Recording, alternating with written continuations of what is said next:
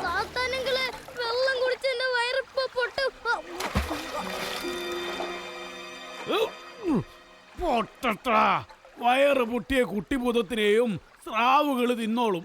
സ്രാവുകളെ അങ്ങള് വളർത്തുന്നതൊന്നും അല്ലല്ലോ, തീറ്റ കൊടുക്കാൻ. നിന്നെ കൊണ്ട് സ്രാവുകൾക്കെങ്കിലും ഒരു ഉപകാരം ഉണ്ടാവട്ടടാ മണ്ടൻ കുട്ടൂസേ.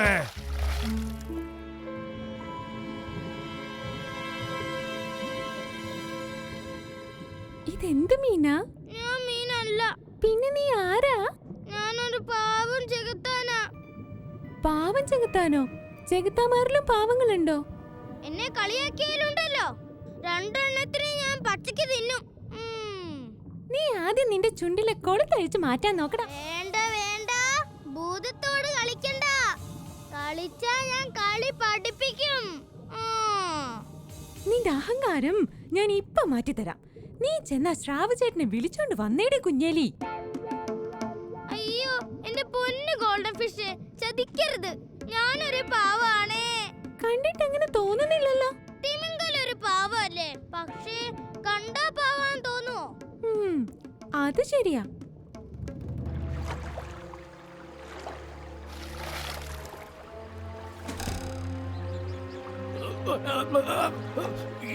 എടാ കുട്ടി ചെകുത്താനെ, നീ എന്നെ വഞ്ചമുക്കി കൊല്ലാൻ നോക്കുകയാണോ? ഞാനോ? അങ്കിളിനെ കൊല്ലാനോ? ഞാനത് ചെയ്യൂ അങ്കിളെ? നീ എന്നെ മണിയടിക്കണ്ട. ചെകുത്താന്മാരുടെ പേര് കളയാൻ ജനിച്ച മണ്ടൻ. മിഠായിയുടെ സൂത്രം പറഞ്ഞു തന്നതാരാ? അങ്കിള് തന്നെയല്ലേ? എനിക്ക് അപ്പോഴേ സംശയം ഉണ്ടായിരുന്നു അത് ഏക്കില്ലെന്ന്. കള്ളം പറഞ്ഞ കൊല്ലും ഞാൻ. കള്ളം പറയാത്ത ചെകുത്താനുണ്ടോ? അതും ശരിയാണല്ലോ. അങ്കിളെ, നമുക്ക് കളിയൊന്ന് മാറ്റി കളിച്ചാലോ? എങ്ങനെ? കള്ളമെന്ന് പറഞ്ഞപ്പോഴാ ഓർത്തത്. നമുക്ക് ആ ജോബിയുടെയും ജോളിയുടെയും കൂട്ടുകാരെ കള്ളന്മാരാക്കിയാലോ? എങ്ങനെ? അത് അങ്കിൾ അറിയണ്ട. അവർ ആ ജോബിയുടെയും ജോളിയുടെയും വീട്ടിൽ നിന്ന് തന്നെ മോഷ്ടിക്കും. അതുപോലെ നടക്കുന്ന കാര്യം വല്ലതും ആണോടാ? അങ്കിളിന് എന്നെ വിശ്വാസമില്ലേ? ഇല്ല, അതല്ലേ ചോദിച്ചത്. ഞാൻ ഈ ലോകത്തെ ഏറ്റവും വലിയ സുന്ദരനും ബുദ്ധിമാനും ഐസ്ക്രീം പോലത്തെ മനസ്സുമുള്ള ലൂസിഫർ അങ്കിളിന്റെ അടിമയാണെങ്കിൽ നാളെ നേരം വെളുക്കുന്നതിന് മുമ്പ് അവന്മാരെ മോഷ്ടിച്ചിരിക്കും. ഇത് അസത്യം, അസത്യം, അസത്യം. അസത്യോ? പിന്നെ അസത്യമല്ലേ എന്റെ അങ്കിളെ നമ്മുടെ വഴികാട്ടി? മിടുക്കൻ.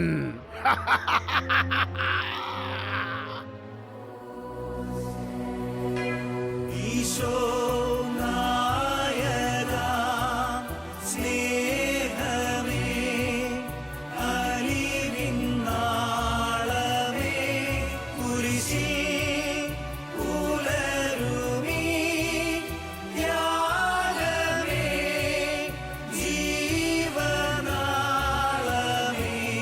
മുറിവിൽ അലിയുമീ. നാളെ ജോളിയുടെ പിറന്നാളിന് തരാൻ ഞാനൊരു സമ്മാനം വാങ്ങി വെച്ചിട്ടുണ്ട്. എന്ത് സമ്മാനമാ അപ്പച്ചാ? അത് ഞാൻ പറയില്ല. നാളെ സമ്മാനപ്പൊതി തരുമ്പോൾ അഴിച്ചു നോക്കിയാൽ മതി. എന്നാൽ ജോളിയോട് പറയണ്ട, എന്നോട് പറഞ്ഞാ മതി. നടക്കത്തില്ല ജോബിക്കുട്ടാ. കുട്ടികൾക്ക് ഇങ്ങനെ ക്ഷമയില്ലാതായ പറ്റത്തില്ലല്ലോ. ഒരു ക്ലൂ തരാമോ? ക്ലൂ തരില്ല, പപ്പടം തരാം.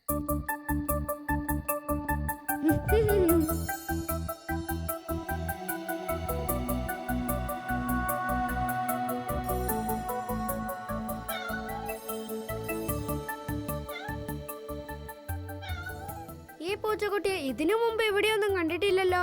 വിശന്നിട്ട് വന്നതായിരിക്കും. എന്നാൽ കുറച്ച് ചോറ് കൊടുത്തേക്കാം.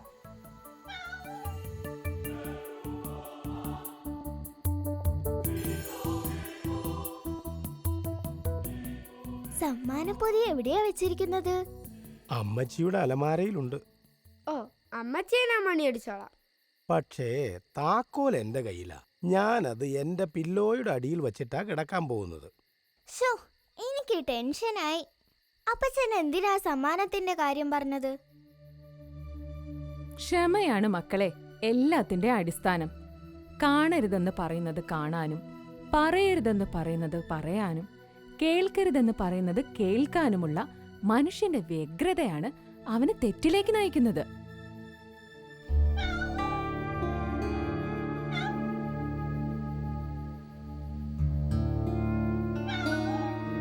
ഈ പൂച്ച പെട്ടെന്ന് ഇണങ്ങിട്ടോ. നീ ഇനി എങ്ങോട്ടും പോകണ്ട, ഇവിടെ കൂടിക്കോ. അമ്മച്ചി പറഞ്ഞതിന്റെ അർത്ഥം എന്താണെന്ന് രണ്ടാൾക്കും മനസ്സിലായില്ലെങ്കിൽ സമ്മാനം എന്താണെന്ന് പറഞ്ഞേക്കാം. വേണ്ട പച്ച, ക്ഷമാശീലം വളർത്തിയെടുക്കാൻ പറ്റുമോന്ന് ഞാനൊന്ന് നോക്കട്ടെ. ജോളിക്ക് എന്താ തോന്നുന്നത്? എനിക്കും ജോബിയുടെ അഭിപ്രായം തന്നെയാ. ഞാനും ക്ഷമ ഒരു ശീലമാക്കും. അനുസരണയുള്ള മക്കളാ മാതാപിതാക്കൾക്ക് ഏറ്റവും കൂടുതൽ സന്തോഷം തരുന്നത്. അതെ അതെ, നമ്മൾ ചെയ്ത പുണ്യമാണ് നമ്മളുടെ മക്കൾ. ജോബിയും ജോളിയും ദൈവത്തിന്റെ മക്കളാ. പക്ഷേ സഞ്ജുവും പ്രീതിയും ബിച്ചും സാത്താന്റെ മക്കളാ. അത് ഞാൻ തെളിയിച്ചിരിക്കും ഈ രാത്രി തന്നെ.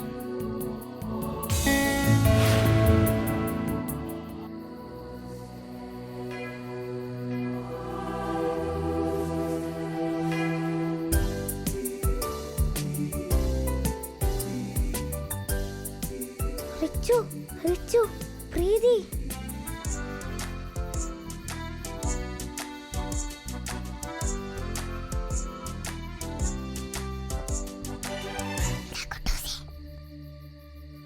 ഒന്ന് പുറത്തേക്ക് വാ. നീ കാര്യം പറയടാ. കാര്യമുണ്ട്, അതല്ലേ വിളിച്ചത്.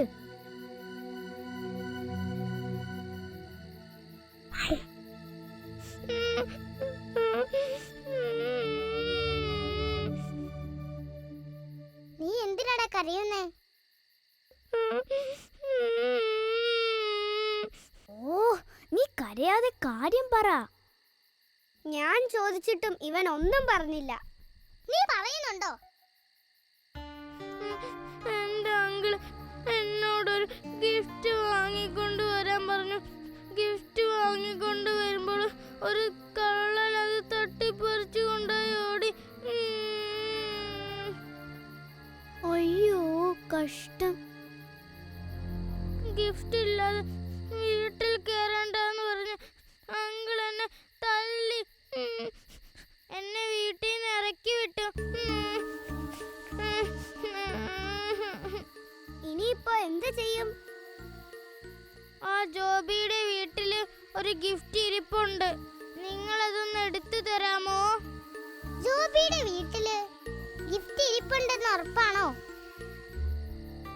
ഉണ്ട്, അവൻ എന്നെ കാണിച്ചു തന്നതാ. വാ.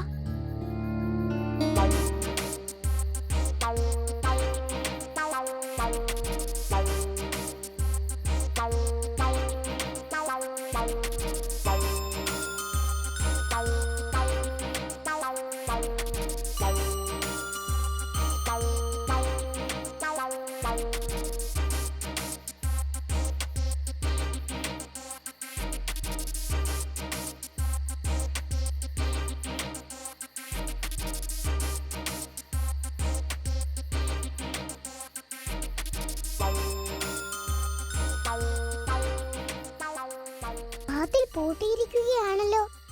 അത് സാരമില്ല, ഇപ്പൊ ശരിയാക്കി തരാം.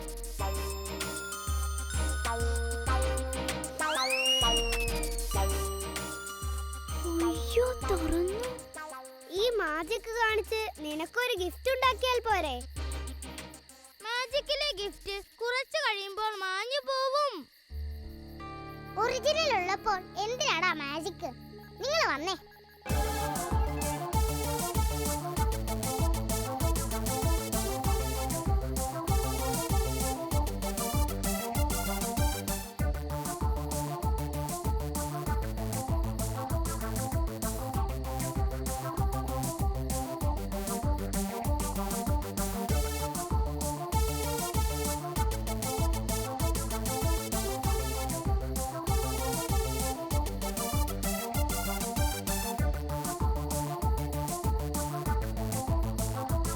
ഉറങ്ങിക്കോ, ഉറങ്ങിക്കോ.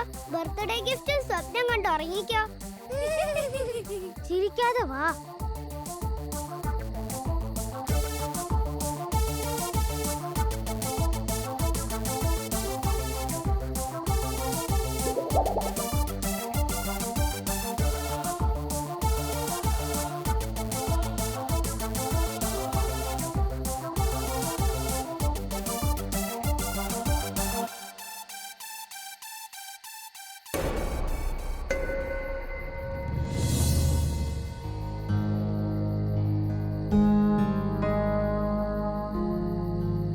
വാ പോകാം.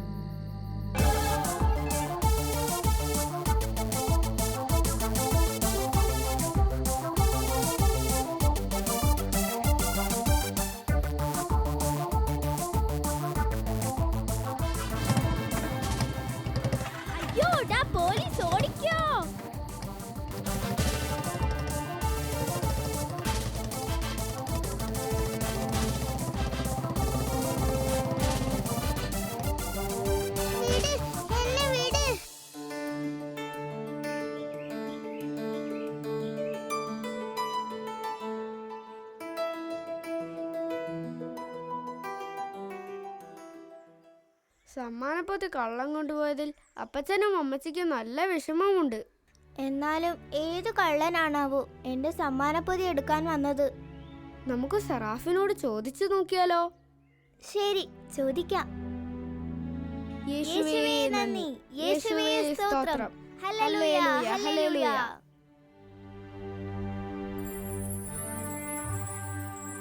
ഹായ് സറാഫിൻ, പ്രൈസ് ദി ലോർഡ്. ഹായ് കൂട്ടുകാരെ, പ്രൈസ് ദി ലോർഡ്. എന്താ കൂട്ടുകാരെ എന്നെ വിളിച്ചത്? സറാഫിൻ, ഇന്ന് ജോളിയുടെ ബർത്ത്ഡേയാ. ആണോ? Many many happy returns of the day. Thank you സറാഫിൻ. പക്ഷെ ജോളിക്ക് കൊടുക്കാൻ വാങ്ങി വെച്ചിരുന്ന ബർത്ത്ഡേ ഗിഫ്റ്റ് ഏതോ കള്ളൻ വന്ന് മോഷ്ടിച്ചു. അതാരാണെന്ന് കണ്ടുപിടിക്കാനാ ഞങ്ങൾ സറാഫിനെ വിളിച്ചത്. വിഷമിക്കാതിരിക്കൂ കൂട്ടുകാരെ, കള്ളൻ ആരാണെന്ന് ഞാൻ ഇപ്പൊ പറഞ്ഞുതരാം.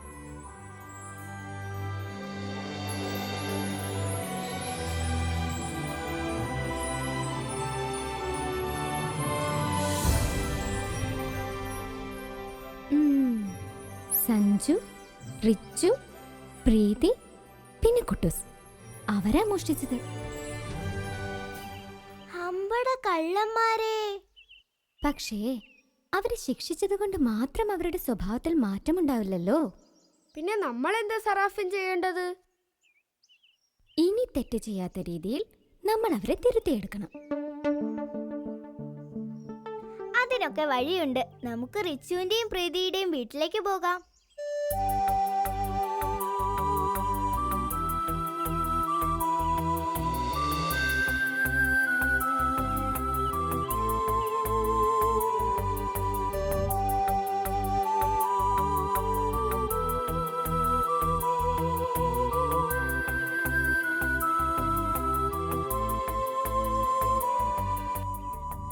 എന്തിനാ ഇവരെ തല്ലുന്നത്?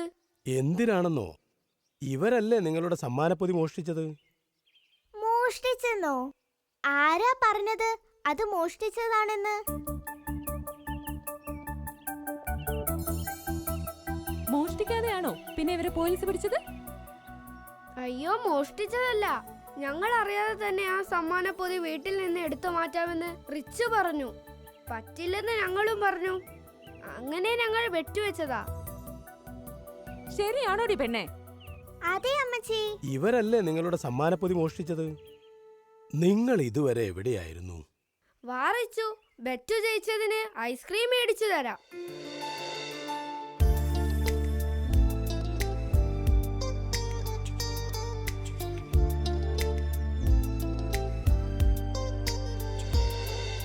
ജോബി, ജോളി, ഞങ്ങളോട് ക്ഷമിക്കും. ഇനി ഞങ്ങൾ അങ്ങനെ ഒന്നും ചെയ്യില്ല. നമ്മൾ തെറ്റ് ചെയ്യുമ്പോൾ ഉണ്ണീശോ കരയും. പക്ഷേ ആ തെറ്റുകൾ നമ്മൾ ഏറ്റു പറഞ്ഞു തിരുത്തുമ്പോൾ ഉണ്ണീശോ ചിരിക്കും.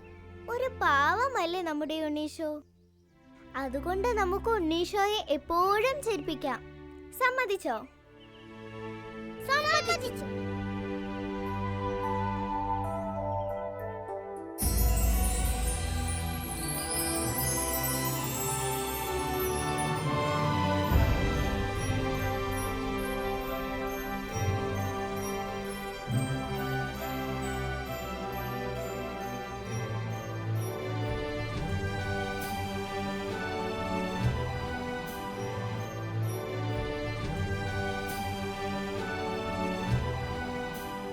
മനസ്സിൽ സാത്താൻ വന്ന് കയറുമ്പോഴാ ആളുകൾ തെറ്റ് ചെയ്യുന്നത്.